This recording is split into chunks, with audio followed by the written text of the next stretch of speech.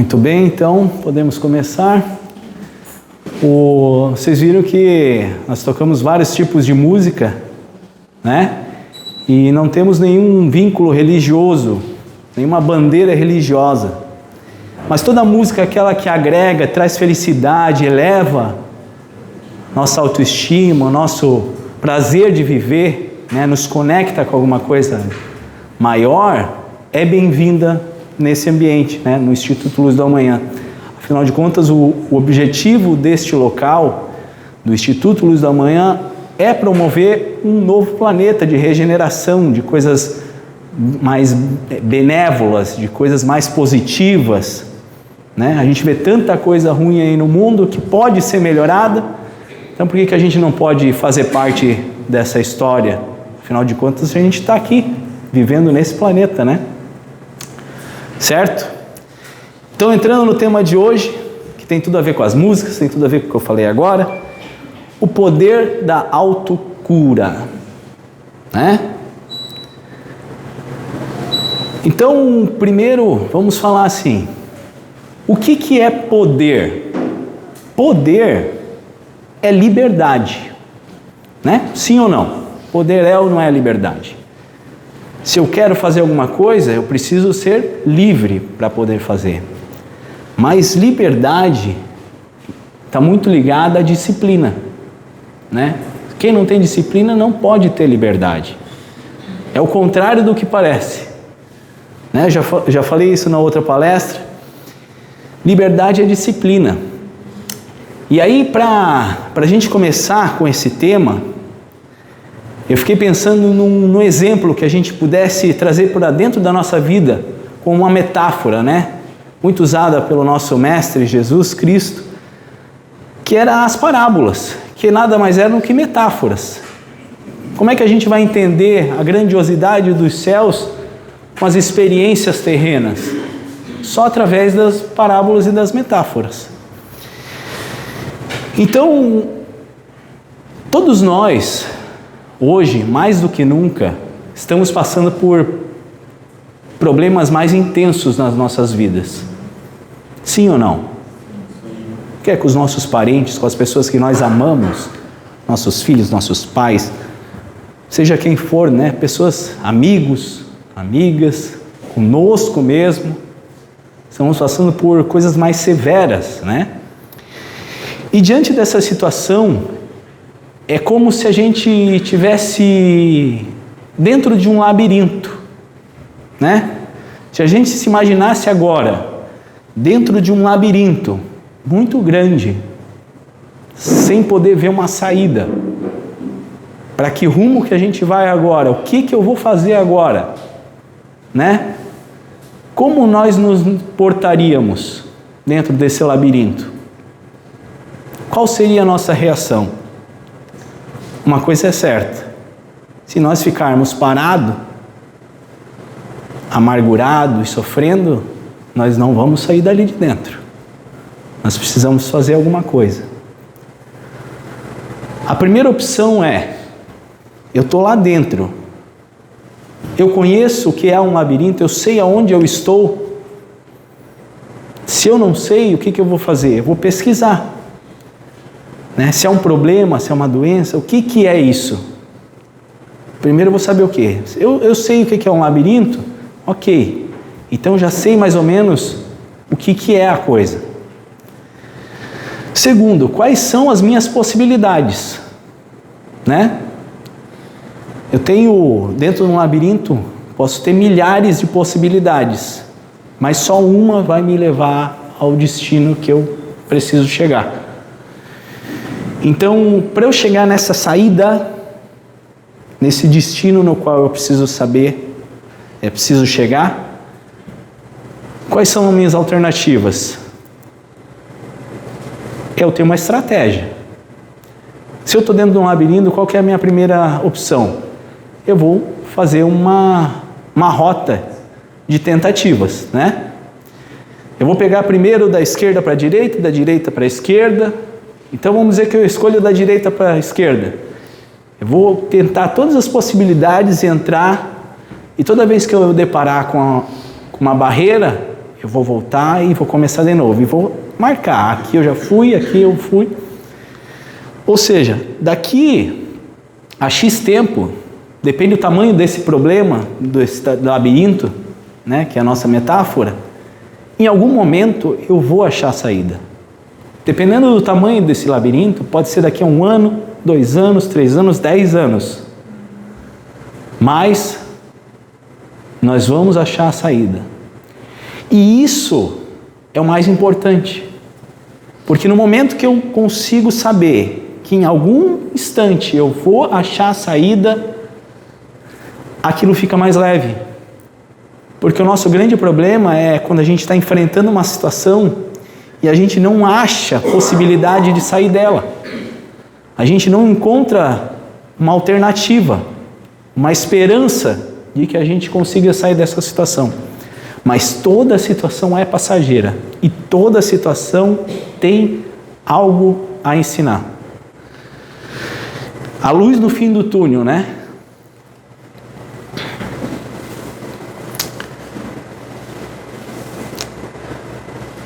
Como que a gente pode, então, diante de um problema, uma situação, uma doença, ou o que for, ficar feliz sofrendo? Como que eu vou ficar feliz sofrendo? Ninguém gosta de sofrer. Mas, realmente é algo muito difícil. Mas, é aí que entra a situação do alto, né? De olhar para si e saber quem sou eu. Se questionar, quem sou eu? O que eu estou fazendo nessa terra? Por que eu estou sofrendo? Ou por que meu filho, meu pai, minha mãe, por que eles estão sofrendo desse jeito? Por que a gente olha para o mundo e vê tanto sofrimento? Se questiona, né? Para que serve afinal a vida? Mas vamos analisar junto agora, se não é nos momentos mais difíceis da vida, onde a vida exige mais da gente, que é onde a gente mais aprende, onde a gente mais busca, onde mais traz experiência, né? Se tudo aquilo que aconteceu de ruim até hoje, do nascimento até agora, se tudo que aconteceu de ruim na sua vida não trouxe algo positivo, sim ou não? Se só existe vitória quando existe a luta. Sem a luta não existe vitória. Eu lembrei até agora de uma historinha que eu já contei aqui, da pessoa que sofreu muito e morreu, né? Morreu, uma hora, morreu. Como todos nós, um dia vamos vir a morrer. Morrer no corpo físico, perder esse corpo aqui. E aí chegou num local, era uma praia maravilhosa, com uma rede, muita comida, muita bebida. E ele passou comendo, bebendo, e descansava, e comeu, bebeu, e passou uma semana assim, daí ele começou a ficar injuriado, né? Só comer e beber, e descansar. E aí passou um mês, e aquilo começou a ficar meio intolerante, né? E aí chegou uma hora, passado uns 2 meses, não aguentava mais, ele não aguentava mais. Até que ele chegou de dentro para fora assim, meu Deus, me tira daqui, eu quero ir para o inferno, eu quero sair, não quero mais ficar no céu, eu quero ir para o inferno. E aí veio uma voz e falou para ele, aonde você pensa que você está? Ali não era o céu. O céu, o paraíso que a gente busca é essa luta, essa é a vida, essa luta pela vida, pelas pessoas, pela união, pela família. Esse é o paraíso. A diferença é, vocês já observaram que tem pessoas que têm muitas dificuldades e são muito felizes. E pessoas que têm muita bonança, muito conforto, tem tudo o que quiser e é infeliz. O que muda dessa pessoa para outra? Não é o seu estado emocional, como ela vê a vida, como ela aproveita as batalhas e daquilo ela tira vitórias? Não é esse o grande start da nossa vida? A grande alquimia de transformar o que vem para a gente em coisas boas, em experiências, em vicissitudes, em prazer de estar batalhando e vivendo. É essa a vitória, é isso que a gente tem que buscar, né? É essa a cura que a gente tem que buscar. Porque tem Jesus disse assim, olha o que Jesus falou: ninguém subiu aos céus, senão quem desceu dos céus. A gente precisa passar pelas coisas da vida para ver o paraíso. Então aqui eu coloquei o desenho do que nós somos verdadeiramente. Quem sou eu, quem é você, quem é todo ser vivo? É esse mesclado de corpos. Hoje nós estamos numa experiência física. Esse aqui representa o corpo físico. Esse primeiro corpo aqui, roxinho, ele representa o nosso corpo físico. Nós temos o nosso corpo energético, nós temos o nosso psicossoma, que é o nosso corpo astral, nós temos o nosso corpo mental, nós temos o nosso corpo búdico, nós temos o nosso corpo átmico, que é o espírito. O espírito se manifesta por vários veículos de manifestação. Hoje eu estou aqui com as minhas cordas vocais, gesticulando para vocês através do corpo o quê? Vocês estão me vendo no corpo físico. Por quê? Porque nós estamos em terceira dimensão e na terceira dimensão é uma matéria mais densa. Eu estou aqui me manifestando numa experiência física, mas eu não sou o meu corpo.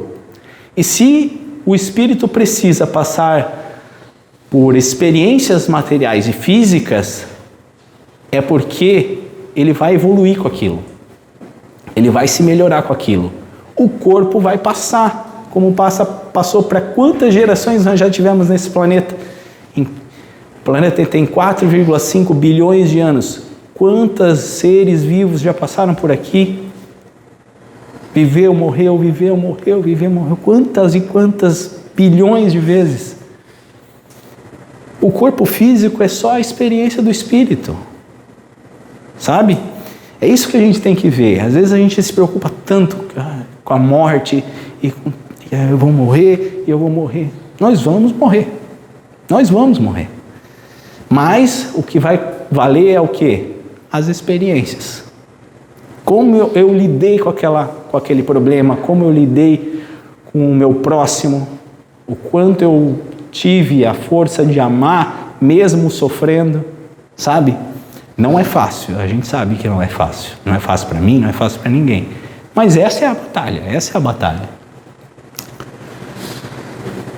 E o prefixo auto, né? Estamos falando o poder da autocura. O que é o auto?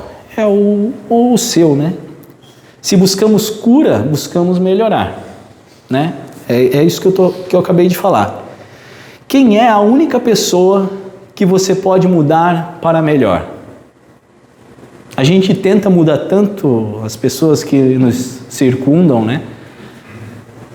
Os nossos filhos, a gente quer o melhor para eles, a gente vê as coisas nos outros, mas já se falava, é a trave no olho, né? A gente sempre observa fora, mas a gente observa pouco dentro, e é isso que a gente precisa também se ligar e observar dentro, porque a única pessoa que a gente pode realmente mudar somos nós mesmos, mais ninguém. As outras pessoas a gente pode ensinar, né? Passar conhecimento, experiência, falar sobre as experiências, mas mudar não. Só a ação muda, e a ação é da pessoa. É minha, é sua. E aí como que a gente pode se observar de forma mais favorável, né? Como que a gente pode compreender aonde está os nossos principais pontos a serem melhorados? Afinal de contas, a gente está numa experiência material não à toa. A gente é provado mesmo. Eu trouxe aqui os 7 pecados capitais, muito conhecidos, mas a gente às vezes não observa eles. Então o primeiro pecado capital é o da luxúria, né? Aqui que eu estou colocando. O que é? O sexo é uma coisa maravilhosa, boa, e sem ele ninguém estaria em corpo físico aqui, né? Assim como nenhum animal teria a sua sobrevivência, a perpetuação da sua espécie. Então ele é algo divino. Porém, em desequilíbrio, ele causa a luxúria. E é muito fácil, porque o que a gente busca? Não é sempre prazer? Todo mundo quer sentir prazer, né? E aí isso é um ponto muito alto de desequilíbrio na sociedade, na humanidade, né? Então, é um ponto que a gente precisa se observar. A soberba, né? A gente ter uma autoestima boa, se autovalorizar é muito importante. Uma das coisas mais importantes, a gente ter autoestima para a gente fazer o que precisa ser feito, né? Mas a soberba é o desequilíbrio da autoestima. A gula, né? O pecado da gula. Comer é o nosso subsídio de nutrientes para manter o nosso vigor, a nossa energia, a nossa vitalidade. A gula é o desequilíbrio da alimentação. A preguiça, a gente precisa do descanso, a gente precisa de acalmar, relaxar e descansar. Tudo tem o seu momento, mas isso em demasia nos faz estagnar, faz ficar parado, faz a gente não ter ação, não desenvolver nada, não criar nada. A avareza, né? Estamos num planeta material, a gente precisa de recursos materiais, nós precisamos do dinheiro, mas para que a gente precisa de dinheiro? Até quanto que a gente precisa de dinheiro? Ou o que a gente faz com esse dinheiro, né? A avareza é o desequilíbrio disso. E a inveja, né? A inveja, que é a gente pode almejar e ser feliz com a conquista do outro e almejar conquistar as nossas coisas também. Mas a gente não precisa tirar do outro ou querer que o outro fique ruim para que a gente seja bem, né? A inveja é o desequilíbrio. E a ira é a gente se estressar por qualquer coisa pequena, fazer uma tempestade num copo d'água, né? Ter essa ira, essa gana de por qualquer coisa estar estourando, né? É o desequilíbrio. Então, aonde está o bom e aonde está o ruim? Tudo isso que eu falei é bom quando está em equilíbrio. Justamente o desequilíbrio é que nós precisamos prestar atenção até onde aquilo faz bem e até onde aquilo faz mal, para mim e para os outros. E a gente começar a se observar e se policiar para que a gente comece a melhorar. Ninguém vai melhorar num estalar de dedos ou numa noite para o dia. É um trabalho, é um processo interno que nós vamos nos observando e nos melhorando. A gente só não pode ficar no meio do labirinto, parado, porque senão a gente não acha a saída. E sabe o que tudo isso aqui causa em desequilíbrio no passar das nossas vidas? A doença. E a gente está aqui buscando o quê? Cura, né? Como que a gente busca cura? Observando os nossos pontos de desequilíbrio e melhorando eles. Porque a doença, ela tem N fatores, né? Ela pode ser algo kármico, mas ela pode ser também algo do nosso quesito emocional. Greg Radin, no livro Matriz Divina, ele fala muito bem sobre como o nosso emocional altera o nosso DNA. E se a gente altera o nosso DNA, nós alteramos a formação celular de todos os nossos tecidos corporais. O que é o câncer? Né? O que é a ansiedade? Não é desequilíbrio emocional? A gente precisa olhar para esse quesito emocional e começar a se policiar. Uns vão ter um esporte, outros vão trabalhar uma terapia, outros vão trabalhar arte, mas a gente precisa fazer alguma coisa. A gente só não precisa não olhar para dentro e não se observar nesses quesitos. Porque senão a gente adoece, principalmente num mundo tão acelerado como é hoje. Então a autocura, né? Quando a gente fala em autocura, a gente precisa olhar para a fé. O que é a fé? A fé não é uma verdade que se apresenta dentro de nós. Para ter fé não tem que ter uma certeza, uma verdade, senão não é fé. Então existem dois tipos de fé, né? A fé cega e a fé raciocinada. Ambas movimentam forças universais, energia do universo para acontecer aquilo. Porque mesmo que ela seja cega, você acredita naquilo, aquilo acontece. A fé movimenta as energias universais e aquilo acontece. Se você acreditar, acontece. Se eu falar para essa montanha, que nem dizia Jesus, se eu tiver a fé de um grão de mostarda, eu vou falar para aquela montanha para ir daqui para lá, ela vai. Ele não falou que ela ia no mesmo momento. Mas se a gente acreditar que a montanha vai sair dali e vai, os fenômenos da natureza mesmo vão começar a desbarrancar, os ventos começam a soprar e no passar do tempo a montanha vai se movimentar. É fato. Afinal de contas, tudo que a gente tem na nossa vida como conquista, a gente planejou, a gente almejou. Antes estava aqui, na minha mente, aquilo que eu queria. Eu queria aquilo, eu queria tanto que eu busquei conhecimento para ir atrás, eu pesquisei, eu queria tanto que eu fiz curso, que eu busquei livros, eu queria tanto que eu tomei atitudes, eu larguei o trabalho, eu fui atrás da cura, eu fiz o que for preciso para aquilo. Na caminhada, às vezes tem fatores mais amplos que não fazem a gente conquistar aquilo como a gente pensou que seria. Mas no passar do tempo, as conquistas vieram. Sem dúvida, as conquistas vieram. Para si e para os que rodearam e fizeram parte do processo. A fé cega pode levar ao fanatismo. Porque ela é cega, ela não tem parâmetros. Então ela pode virar ao fanatismo. E isso escraviza, né? Seguir parâmetros estabelecidos cegamente.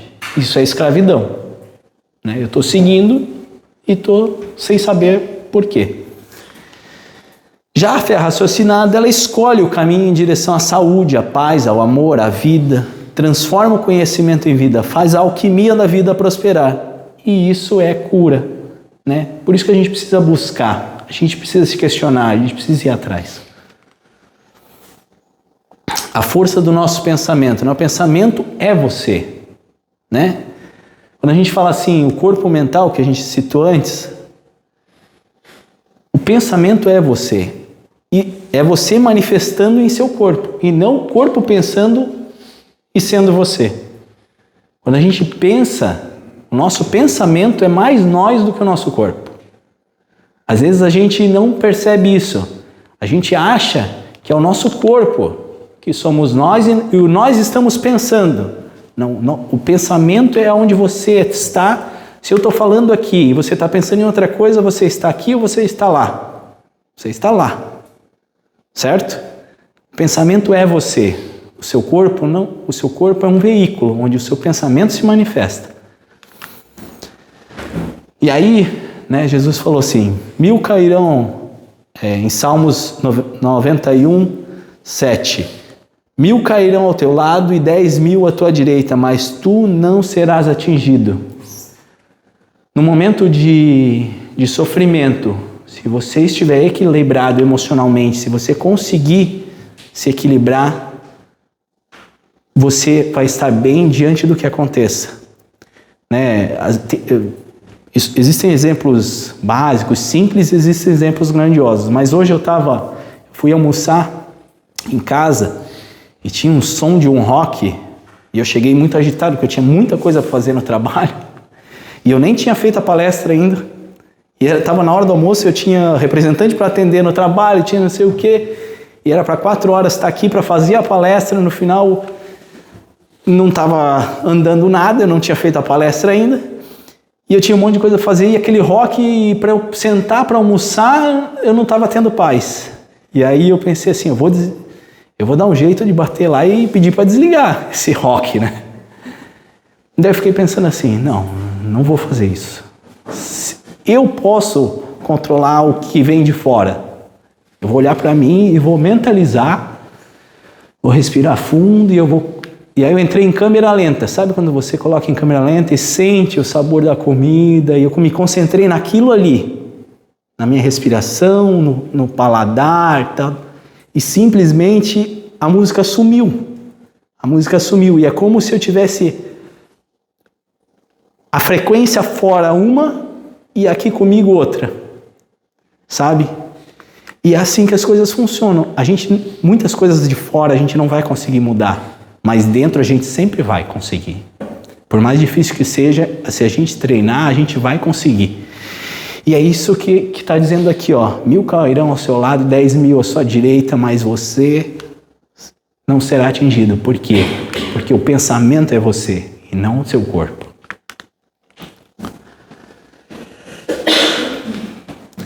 Então a cura é o quê? Melhorar, restabelecer saúde. Saúde do latim salus, né? Saúde deriva do latim, do grego, salus. E salus vem de all, né? De olus, que é o total, o integral. E o que nós somos integralmente são esse emaranhado aqui de corpos se manifestando. Cada um na sua frequência, cada um na sua etapa, cada um com o objetivo do quê? De evoluir aquele lá em cima, que é o todo, que é o que nos conecta ao Criador, ao todo. E na nossa questão emocional, se a gente fosse navegar num mar hoje, vocês prefeririam navegar em águas calmas ou numa tempestade de ondas enormes, com trovoada, raios e aquele alvoroço? O que a gente preferiria navegar? Em águas calmas, sem dúvida. Calmas, tranquilas e seguras. Se a gente abrisse, como a gente faz aqui no campo mental, no Instituto, em trabalhos, se a gente abrisse o campo mental, né, de uma pessoa com problema, ou de qualquer um de nós, entrasse, nós iríamos ver muitas vezes situações como o mar revolto, literalmente, tá? Literalmente, raios, trovões, tempestade, agitação, aquela... E aí o que a gente faz? Alinha isso e calma. Mas nós mesmos podemos fazer isso, né? Uma meditação. O que é meditar? Hoje no almoço, o que eu fiz no almoço ali? Eu não meditei? Eu meditei. Eu mudei meu padrão vibratório, concentrei em 2 minutos, eu mudei e senti uma vibração mais saudável. Um mar tranquilo, calmo, para eu poder comer tranquilo, mesmo que por 5 minutos. Isso é o que traz a saúde para a gente. Isso aqui traz a doença. Tudo começa no nosso campo mental. A doença começa lá no nosso campo mental, no nosso campo emocional.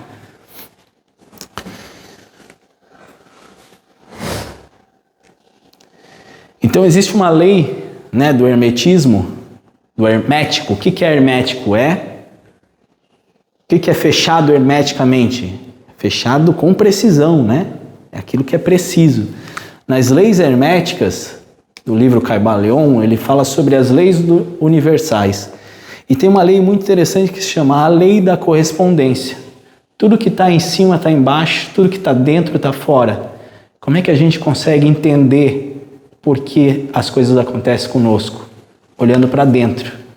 Conhecer a si é conhecer o todo. Quanto mais a gente entende a nós mesmos, mais nós entendemos o todo.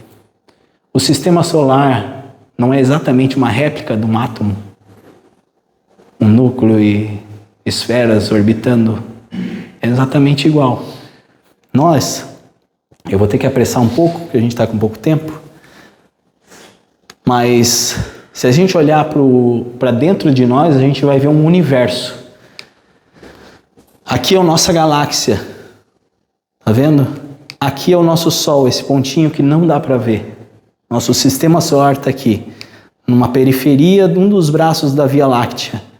Aqui são várias galáxias e aqui é um emaranhado de galáxias.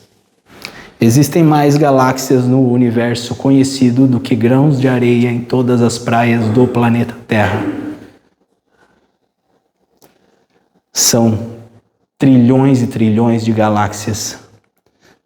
E sabe quantas células nós temos? E célula é um ser vivo. Existem seres unicelulares.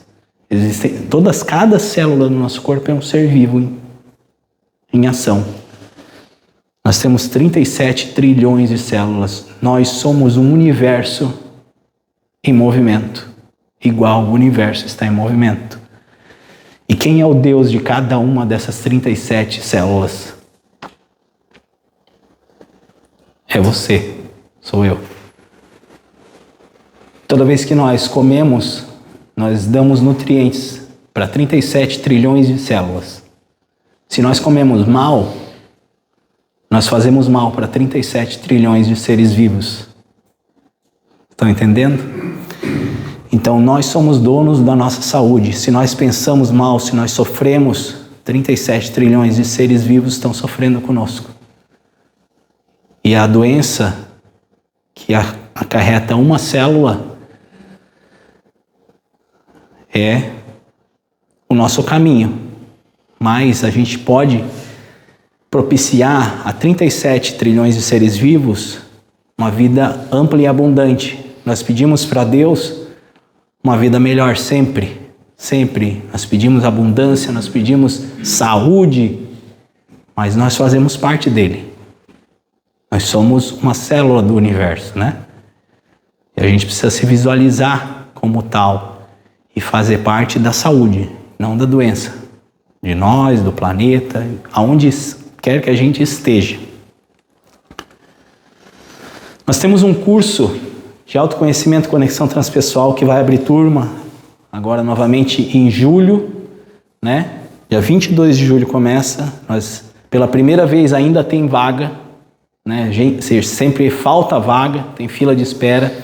Pela primeira vez, nós estamos com vagas disponíveis. Duvido que quem fizer esse curso não saia diferente. Tudo isso que eu falei para vocês hoje é esmiuçado detalhadamente. Como surgiu esse corpo, como surgiu o universo, por que o corpo físico é dessa maneira, por que o ser humano é desse jeito, a constituição do ser, o que eu sou integralmente, o que é cada corpo daquele, qual o seu papel no universo, né? E as experienciações, né? Você não vai só saber, a gente faz práticas transpessoais. Por que eu estou falando do curso? Porque a gente gerou esse curso, o Instituto Luz da Manhã criou esse curso para causar cura, para você se autocurar, para você entender tudo aquilo que eu acabei de falar aqui nessa palestra, tá? O Instituto Luz da Manhã não tem fins lucrativos. A única coisa que é cobrada é o curso hoje, né? Por quê? Porque ele tem coffee break, tem funcionários e tudo mais. Então, esse custo simbólico é para manter o curso, certo? Espero que tenha sido acrescentado em alguma coisa esse conteúdo passado para vocês. Uma excelente noite a todos. Muito obrigado.